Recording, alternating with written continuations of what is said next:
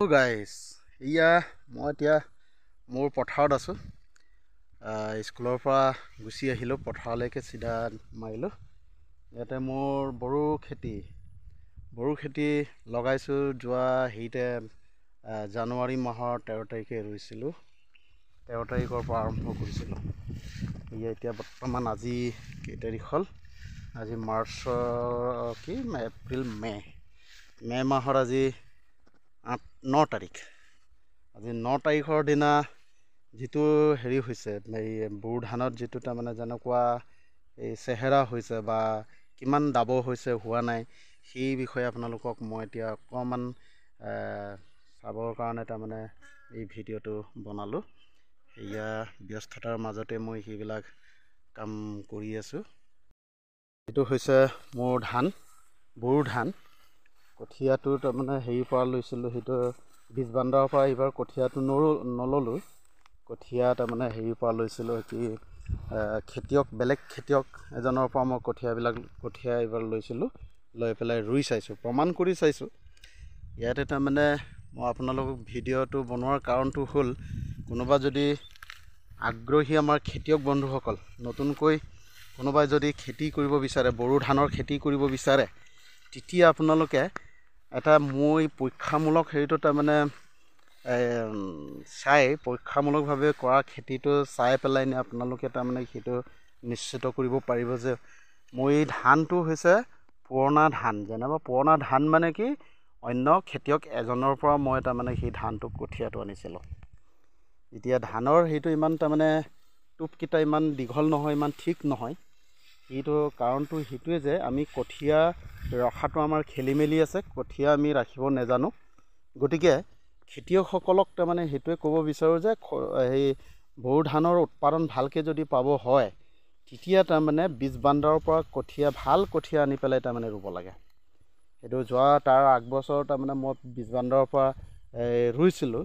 তেতিয়া সেই বীজ বান্দাৰৰ পৰা ৰোৱা কঠীয়াখিনি তাৰমানে ইয়াতকৈ বহু গুণে ভাল হৈছিলে। এইবাৰ কিন্তু ভাল দেখা নাই সেই কঠীয়াটো। মই এতিয়া ইয়াত নতুন কঠীয়া মানে বেলেগ মানুহৰ পৰা লৈ পেলাই পৰা কঠীয়া হয়। এইটো ইমান ঠিক নহয় যেন তাৰমানে মই এতিয়া ৰিজাল্টটো পাইছোঁ। ইমান ঠিক নহয়, তাৰমানে ধানৰ টোপকেইটা ইমান ঠিক নহয়। আপোনালোকে চাওক, নহ'লে আগৰ তাৰমানে হেৰিটোত এই বীজ বান্দাৰৰ পৰা লোৱা কঠীয়াবিলাক ধানৰ টোপকেইটা বহুত দীঘল দীঘল আছিলে, আৰু অকণমান গছটো অকণমান ওখ আছিলে, ইয়াতকৈ অকণমান ভাল আছিলে, তেনেকুৱা আছিলে। কিন্তু সেইটো নিজে থোৱা কঠীয়া, সেইটো ইমান ঠিক হোৱা নাই যেন লাগে, কাৰণে মই তাৰমানে ভিডিঅ'টো বনাই আপোনালোকক দেখুৱাবলৈ প্ৰয়াস কৰিলোঁ। ঠিক আছে বন্ধুসকল, তাৰপিছত যোৱা জানুৱাৰী মাহৰ 13 তাৰিখৰ পৰা মই সেইটো আৰম্ভ কৰিছিলোঁ, ৰোৱা আৰম্ভ কৰিছিলোঁ। আৰম্ভ কৰি এতিয়া এই জানুৱাৰী কেইদিনতে তাৰমানে মনত নাই সঠিককৈ মোৰ কেতিয়া শেষ হৈছিলে, মানে প্ৰায় এসপ্তাহ 4-5 দিনমান তাৰমানে লাগি গ'ল এই 3 বিঘা ধান ৰুবলৈ, অকলশৰীয়া মানুহ।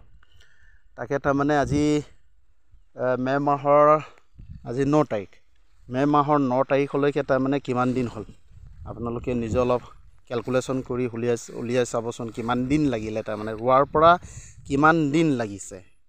অৰ্থাৎ জানুৱাৰী, ফেব্ৰুৱাৰী, মাৰ্চ, এপ্ৰিল, মে' মাহৰ আজি 4-5 তাৰিখ, মুঠতে 4 মাহ। 4 মাহ পক্কা, তাৰমানে কাটিব হোৱালৈকে 4 মাহ লাগি গৈছে। 4 মাহ মানে অকণমান হেৰি হ'ব, 4 মাহ এতিয়ালৈকে হোৱা নাই, হ'বহি। এতিয়া কেইদিনমান পিছত 4 মাহ হ'বহি। 4 মাহ হোৱালৈকে 4 মাহৰ চেহেৰা তাৰমানে এইটো ধান। সেইটো মই আপোনালোকক জনাবৰ কাৰণে বা জানিবৰ কাৰণে সেইটো ভিডিঅ'টো বনালোঁ। সেইটো হৈছে 4 মাহৰ তাৰমানে ধান, 4মহীয়া ধান। অকণমান কাটিব হৈছে এতিয়া, কেইদিনমান তাৰমানে কেইদিনমান আৰু থৈ ধানটো এতিয়া কাটিমেই। এইকেইদিন ধান কাটিবলৈ পথাৰত নামিবই লাগিব। ঠিক আছে, ইমানে মই আজি ভিডিঅ'টো কৰিলোঁ।